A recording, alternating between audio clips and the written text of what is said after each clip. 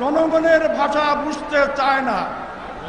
জালেমরা যখন ভাষা বোঝার চেষ্টা করে তখন তাদের বিদায় ঘন্টা বেজে যায়, আর বোঝার মতো সময় থাকে না। এই জালেম হামলা করেছে, মামলা করেছে, গুম করেছে, যত রকম নির্যাতন, এমনকি মাহমুদুর রহমানের মতো এই একজন ইমানদার সাংবাদিক যে নাকি আজকে ইসলামী জাগরণের অগ্রণী ভূমিকা পালন করেছেন, তাকেও আজকে নির্যাতন করা হচ্ছে জেলখানায়।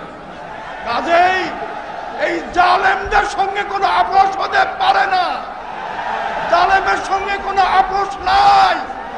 ইনশাআল্লাহ রাজপথেই ফয়সালা হবে, রাজপথেই ফয়সালা হবে। আসসালামু আলাইকুম ওয়া রাহমাতুল্লাহ।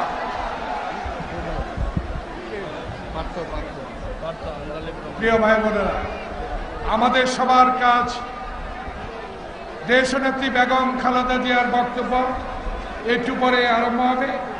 এ পর্যায়ে বক্তব্য নিয়ে আসেন 18 দলীয় ঐক্য জোটের অন্যতম নেতা, বিজিবির চেয়ারম্যান, বাংলাদেশ জাতীয় সংসদের সম্মানিত সদস্য ব্যারিস্টার আন্নাদীপ রহমান পার্থ।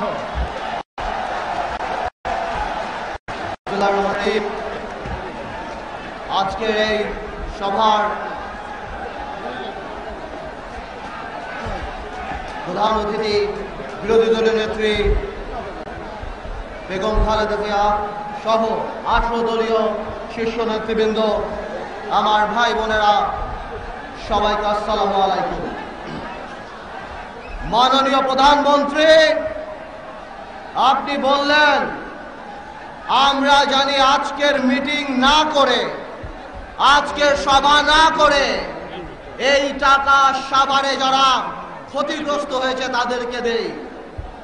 আমরাও চিন্তা করেছিলাম দিব, কিন্তু মাননীয় প্রধানমন্ত্রী যখন দেখি আপনি রাশিয়া থেকে 10,000 কোটি টাকার অস্ত্র কিনেন, কিন্তু আমার সাভারে হাজার হাজার শত শত মানুষের উদ্ধার কাজে একটা হ্যাকসো ব্লেড আমরা পাই না। টেলিভিশনে অ্যাডভার্টাইজমেন্ট দিতে হয়, অক্সিজেন নিয়ে আসুন, হ্যাকসো ব্লেড নিয়ে আসুন, ড্রিল মেশিন নিয়ে আসুন, তখন ফেটে যায় কষ্টে। মাননীয় প্রধানমন্ত্রী, এই টাকা দিয়ে আপনি কার সাথে যুদ্ধ করবেন? মাননীয় প্রধানমন্ত্রী,